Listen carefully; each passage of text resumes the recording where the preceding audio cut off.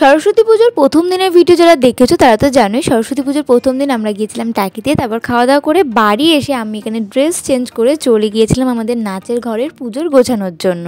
আমাদের গোছানোর মধ্যেই আমাদের নাচের ছেলেরা ঠাকুর এনে হাজির হয়ে গেছে। এটা ছিল আমাদের এই বছরের নাচের ঘরের সরস্বতী ঠাকুর। আমার তো ভীষণই ভালো লেগেছিল। ছোট্ট কাট্টোর মধ্যে ঠাকুরটা এবার খুব সুন্দর হয়েছিল। প্রত্যেক বছর আমাদের নাচের ঘরে ঠাকুরটা একটু বড় হয়, তো এই বছরের ছোট্ট কাট্টোর মধ্যে খুব ভালো লাগছিল দেখতে। গোছানোর কাজ ছিল তো প্রচুর, সবকিছু তো ভিডিও করা পসিবল নয়, তাহলে তো কাজটাই হবে না। তো আমি টুকটাক কিছু যখন কাজ করছিলাম তখন ভিডিও নিয়েছিলাম। প্রত্যেক বছরই আমাদের পুজোর আগের দিন রাত্রেবেলায় মোটামুটি সব গুছিয়ে রাখা হয়, যাতে পরের দিন সকালবেলা খুব তাড়াতাড়ি যদি পুজো হয় খুব একটা প্রবলেম যাতে না হয় সেই জন্য। এমনি তো আমি ল্যাথ করে আমার কাজ টাজ খুব একটা করতে ভালো লাগে না, বাট পুজোর গোছানোর কাজ করতে আমার ভীষণ ভালো লাগে। বাড়ির কোনো পুজো হলে মা ঠাকুমা কাকিমা সবাই থাকে বলে আমাকে তো খুব একটা কাজ করতে হয় না। তো নাচের ঘরের পুজোর সময় আমি এই কাজগুলো করি, তো আমার খুব ভাল লাগে। এইদিকে সিঁদুরের যে কাজগুলো ছিল সেগুলো মোটামুটি সব আমি করছিলাম, আর ওদিকে সৌমি আলপনা দিচ্ছিল পাপিয়া দিও, আর গোছানোর যে কাজগুলো ছিল সেগুলো সব করছিল। এই কাজ করতে করতে আমাদের প্রায় রাত 1-1:30 বেজে গিয়েছিল। তারপর তো চলে আসি বাড়িতে। এরপর আর গোছানোর কোনো ভিডিও সেইভাবে নিতে পারিনি। লাস্টে আলপনার সাথে একটা এরকম ছবি তুলেছিলাম। তারপর চলে আসি বাড়িতে। চলো তাহলে দেখা হচ্ছে আবার সরস্বতী পুজোর দ্বিতীয় দিনের সকালে।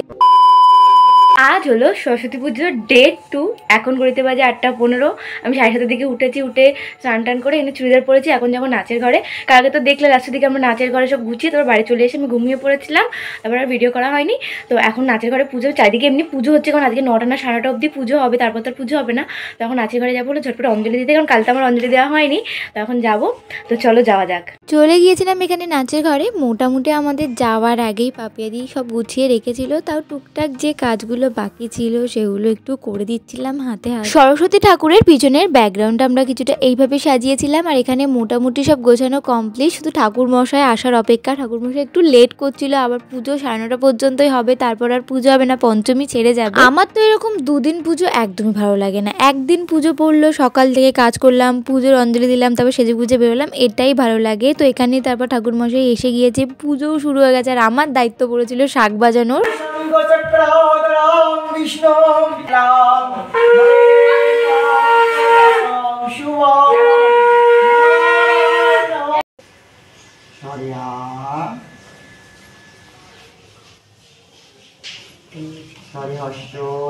বলো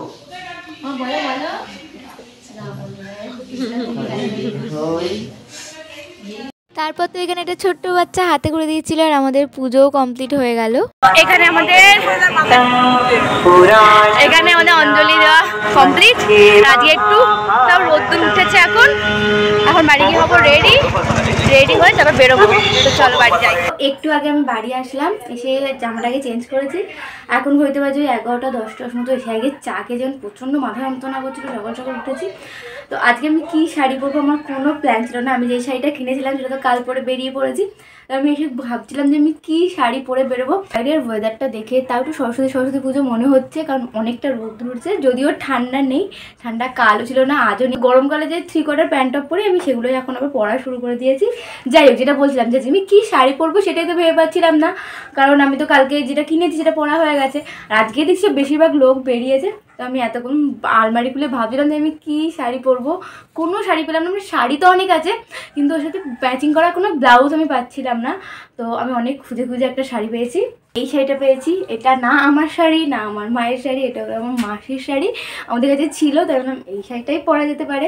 আর আমি একটু বুদ্ধি করে ব্ল্যাক আর হোয়াইট ব্লাউজ বানিয়ে রেখেছি, যেটা হলো কোনো শাড়ির সাথে যদি কোনো ব্লাউজ আমি ম্যাচিং না পাই তখন আমি ওই ব্লাউজগুলোই পরে নিই। এই ব্লাউজ পরতে আমার খুব ভালো লাগে। তো এই ব্লাউজটাই হলো এর সাথে আমি পরবো। আর ভেবেছি এরকম লাল রঙেরও একটা দুটো ব্লাউজ বানিয়ে রাখবো। আমার লাল ব্লাউজ খুব একটা নেই, তো একটা শাড়ি আছে ভীষণ ভালো দেখতে, যেটা আজকে পরলে ভীষণ ভালো লাগতো। বাট লাল যদি গ্লাস হাতা বা শর্ট হাতা ব্লাউজ থাকতো ওটা পরলে ভালো লাগবে, তো ওই জন্য ওটা পরতে পারলাম না, ব্লাউজ নেই বলে।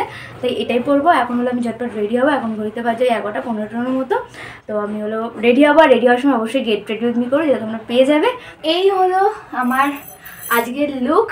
আমি কিছুটা এরকম চেয়েছিলাম। প্রথমে অন্যটা কানের পরছিলাম, যেটা পরে মানে অতিরিক্ত মানে বেশি বেশি মনে হলো, ওই জন্য ফুলে এই হারটা আর এই কানেকটাই পরলাম, যেটা তোমার আমরা সরস্বতী পুজোর লুকে দেখেছো।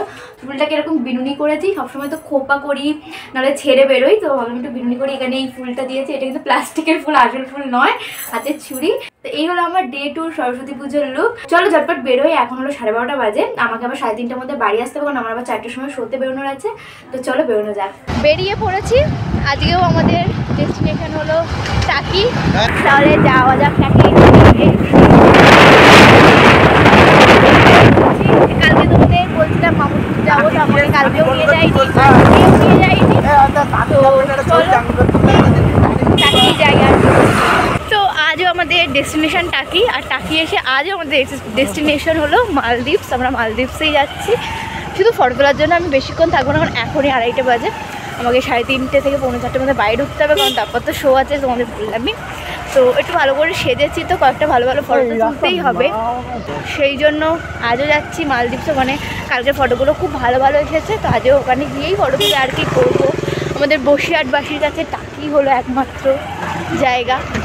তো চলো যাই, কালকে যদি তোমাদের টুকটাক ঘুরে দেখিয়েছি, আজকেও একটু টুকটাক আরও ঘুরে দেখাবো, দেন না তারপর তো বাড়ি যাবো।